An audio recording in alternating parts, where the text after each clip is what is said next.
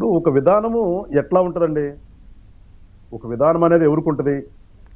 ఒక మనిషిగా ఆలోచించే వాళ్ళకి ఉంటుంది. ఆ, తద్వారా ఒక రాజకీయ పార్టీ అన్నప్పుడు ఒక రాజకీయ నాయకుడిగా ఆలోచించేటప్పుడు ఉంటుంది. ఇక్కడ ఏది కాదు వీళ్ళు. నేను ఎప్పుడు అంటుంటే ఇందాక మీరు కూడా రిమార్క్స్ అన్నారు, if it is a original political party అని. వాస్తవంగా రాజకీయ నాయకుడు అనేవాడు ఎప్పుడు కూడా అతను ప్రాతినిధ్యం వహించేటటువంటి ప్రాంతం గురించి, తద్వారా రాష్ట్రం గురించి, టోటల్ గా జనం గురించి ఆలోచిస్తారు రాజకీయ నాయకుడి లక్షణం. బట్ వేరే ఇక్కడ వీళ్ళు మనం అనుకుంటూ ఉంటాం, వాళ్ళు ఎట్లా రాజకీయ నాయకులు, వాళ్ళు బ్రాటప్ ఏంటి చూడండి, ఆ పార్టీలో ఉన్నవాళ్ళు. సరే కొంతమంది ఏదో సీనియర్లు కాంగ్రెస్ నుంచి వచ్చిన వాళ్ళని కొంతమందికి అనుకుంటే, అసలు వాళ్ళ ఉన్నటువంటి టీం అంతా చూడండి ఎలాంటి టీమో. మీరు చెప్తున్నారు ఎవరి Sajjala Ramakrishna Reddy, what is he? 19,000 ప్రభుత్వం రాకముందు ఏంటి ఆయన నుంచి, అసలు ఆయన క్యారెక్టర్ ఏంటి, ఆయన ఏంటి? ఆయన కూడా రాజకీయ నాయకుడు అయిపోయాడు. ఆయన ఇంకొక ఆయన ఉన్నాడు వెళ్ళిపోయిన ఆయన, విజయసాయి రెడ్డి గారు. ఆయన ఏంటి? ఆయన కూడా ఆ పార్టీలో రాజకీయ నాయకుడు. ఇక రకరకాల రెడ్లు ఉన్నారు, అందరూ ఒకళ్ళ తర్వాత ఒకళ్ళు. ఏంటి వీళ్ళంతా ఒకసారి గమనించండి. ఒకసారి ఎవరు వీళ్ళు? ప్రజాసేవ ఎప్పుడు ప్రజాసేవ చేశారు? ఎప్పుడు ప్రజల గురించి ఆలోచించారు? లేదంటే ఎప్పుడు రాష్ట్రం గురించి ఆలోచించారు? వీళ్ళ ఆలోచన అంతా ఏంటి? ఏ రకంగా డబ్బు సంపాదించుకోవాలి. అది ఏమైనా లీగల్ గానా? లీగల్గా అయితే సంపాదించాలి, ఎవరు కూడా లీగల్ గా సంపాదించాం. ఒక్కసారిగా ఏదో ఒకటి దుర్మార్గాలు చేస్తే తప్పితే ఇన్ని 100 కోట్లు ఎవరికి రావు. అది మనకు పురుగుడు వీళ్ళ ఈ టీం అందరిలో.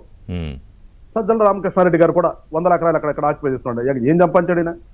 ఈయనైతే నాకు తెలిసినంత వరకు ఆ పేపర్లో, ఆ సాక్షి పేపర్లో ఏదో చిన్న ఉద్యోగం అని చెప్తారు. మరి ఇవాళ కొన్ని 1000 కోట్లకి అధిపతి అయిపోయారు వీళ్ళంతా. ఎట్లా వస్తుంది వీళ్ళందరికీ కూడా? ఆయన ఏమైనా పెద్ద ఆర్కిటెక్ట్? ఆయన ఆ రాజధాని గురించి ఆయన చెప్పాలి మనకు వచ్చి. దౌర్భాగ్యం. ఆయన ఒక మేధావులాగా వస్తాడు, మీరు అన్నట్టుగా 2 రోజుల తర్వాత. ఎవరు ఈ మేధావు కొంత పలకటానికి చూస్తున్నాం కదా. ఈయనకి ఏంటంటే వాళ్ళ జగన్మోహన్ రెడ్డి గారికి ఒక విధమైనటువంటి ప్రెస్టేషన్, అది కన్ఫ్యూజన్ లో వస్తుంది. అంటే ప్రెస్టేషన్ విత్ కన్ఫ్యూజన్, ఒక ఆక్రోశం, ఒక అయోమయంలోను ఒక ఆక్రోశంతో ఏం మాట్లాడాలో అర్థం కాని మాటలు ఇవన్నీ కూడా. రోజుకు ఒక మాట ఇప్పుడు మనం చెప్పుకుంటాం కదా. సరే ఎక్స్ సీఎం అండి ఆయన ఈ రాష్ట్రానికి. సరే అదృష్టమో దౌర్భాగ్యమో దురదృష్టమో ఏదన్నా కానివ్వండి, ఆంధ్ర రాష్ట్రానికి ఒకసారి ఒక 5 సంవత్సరాలు ముఖ్యమంత్రిగా చేసిన వ్యక్తి, అంతకుముందు ఎంపీ కూడా చేశాడు అనుకోండి. అలాంటి వ్యక్తి కూడా అట్లా మాట్లాడుతుంటే మరి నిజంగా మనం వాళ్ళని పొలిటికల్ లీడర్స్ అని ఎట్లా అనుకుంటాం? మనం అనే దాంట్లో అర్థం ఉంది. వాళ్ళు అదేంటి మమ్మల్ని ఎట్లా అంటారు వాళ్ళైతే అనుకోవచ్చామో, కానీ మీరు అసలు ఎట్లా పొలిటికల్ పార్టీ, మీరు ఎట్లా పొలిటీషియన్స్ అనటానికి మనకైతే ఉదాహరణలు కనిపిస్తున్నాయి. రోజుకు ఒక మాట, రోజుకు ఒక చేస్తా, అదేమంటే తేగలేను మాట తప్పం మడం తెప్పం, ఈ ఏం చెప్పుకుంటారు. కానీ అసలు ఏం మాట్లాడుతున్నాడు? ఇప్పుడు ఆయన చెప్పాలి సమాధానం. రాష్ట్ర ప్రజలందరికీ కూడా జగన్మోహన్ రెడ్డి గారు చెప్పాలి. గతంలోనేమో ఓకే అన్నాడు అమరావతికి, తర్వాత వచ్చిన తర్వాత తన ప్రజావధికి పగలగొట్టి అసలు ఎందుకు 3 రాజధానులు అన్నాడు. తర్వాత మళ్ళా వచ్చాను మీరు అన్నట్టుగా ఓడిపోయిన తర్వాత మళ్ళా వచ్చే బెబ్బే మా మీద అపోహలు సృష్టించారు, మేము అమరావతి రాజధాని, మేము ఇక్కడ అల్లుగుట్టుకుని ఉన్నామని రకరకాల మాటలు మాట్లాడారు. కట్ చేస్తే మళ్ళా చట్టమైన తర్వాత విచిత్రం ఏంటంటే, అమరావతి అనేది ఏదైతే అప్పుడు రీఆర్గనైజేషన్ చట్టంలో అసంపూర్తిగా ఉందని చెప్పేసి మనం అక్కడందరినీ కూడా పార్లమెంట్ నుంచి మనం ఒక జీవోగల తెచ్చుకున్నాము, ఒక ఆర్డినెన్స్ తెచ్చుకుని ఒక చట్టబద్ధత కల్పించాము. చట్టబద్ధత కల్పించిన తర్వాత మాట్లాడుతున్నాడు చూడండి, అది ఆయన వివేకం అనుకోవాలో అవివేకం అనుకోవాలో. ఇప్పుడు ఇంతకుముందు ఏంటంటే ఏదో ఉంది సార్, ఎవరు చెప్పారు, ఏ రాజధాని ఎక్కడుంది, ఏ రాజ్యాంగంలో రాసింది రాజధాని అని, అసలు రాజధాని పదమాలు ఇవన్నీ మాట్లాడుకుంటూ వచ్చాడు. కానీ వాళ్ళ రాజ్యాంగంలో పదం చేర్చారు అక్కడ, ఆంధ్రప్రదేశ్కి అమరావతి రాజధాని అని అన్న తర్వాత మొదలుపెట్టాడు ఈ మావిగన్లు ఇవన్నీ. అంటే వాళ్ళ యొక్క పరిణితి ఏంటిది అనేది ప్రజలు అర్థం చేసుకోవాలి. వాళ్ళ ఇప్పుడు మావిగన్ అని మొన్న అన్నారు, మళ్ళీ నిన్నేమో మన రాజధాని అమరావతి కాదు విజయవాడ అని. ఒకసారి ఆ 2 బైట్లు ఒకసారి క్విక్ గా ప్లే చేస్తా వెంకటేశ్వర్లు గారు. ఫస్ట్ మావిగన్ బైట్ ఫస్ట్ ప్లే చేయండి.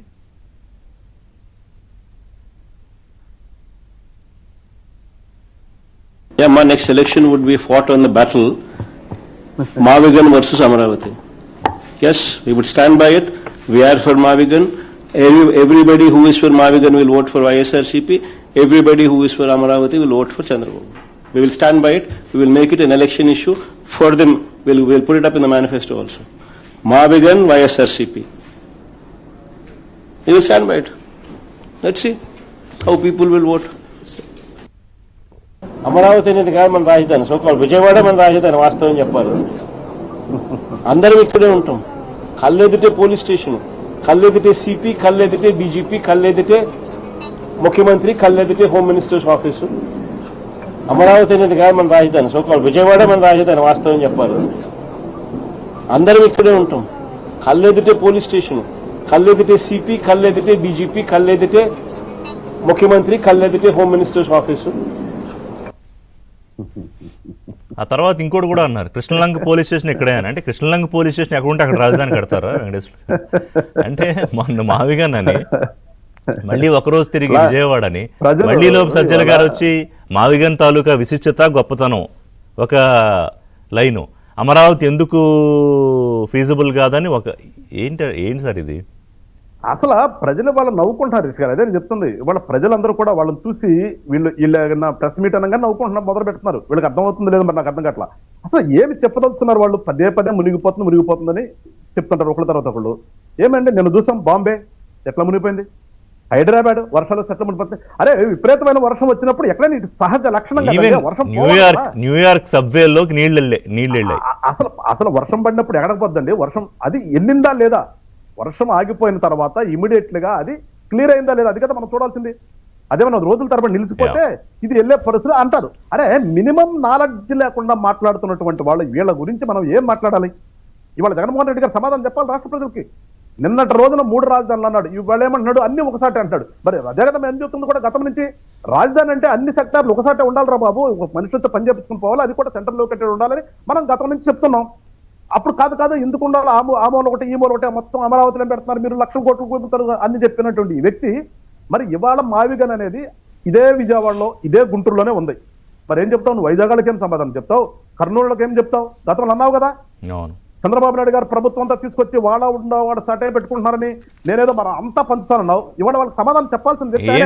ఓడించారు కదా, ఇంకొక వైజాగ్ మీద ప్రేమ లేదు, కర్నూలు మీద ప్రేమ లేదు, అందుకని చెప్పాల్సిన అవసరం లేదంటే ప్రజల మీద ప్రేమ ఉందా?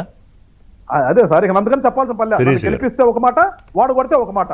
అంటే ఇదా రాజకీయ నాయకుల లక్షణం. అందుకనే వాళ్ళ గురించి మనం ఎంత తక్కువగా మాట్లాడుకుంటే అంత బెటర్ నేనైతే అనుకుంటున్నాను. ఎలా అవుతుంది? అలా కుదరదు కదా. ఇప్పుడు మనం మాట్లాడుకోకుండా ఉంటే అసలు ప్రజలు ఆలోచించట్లా వాళ్ళ గురించి. ప్రజలు కూడా వాళ్ళ మీద అరే ఏదో వచ్చారు నవ్వుకునే స్థితికొచ్చారు వాళ్ళు.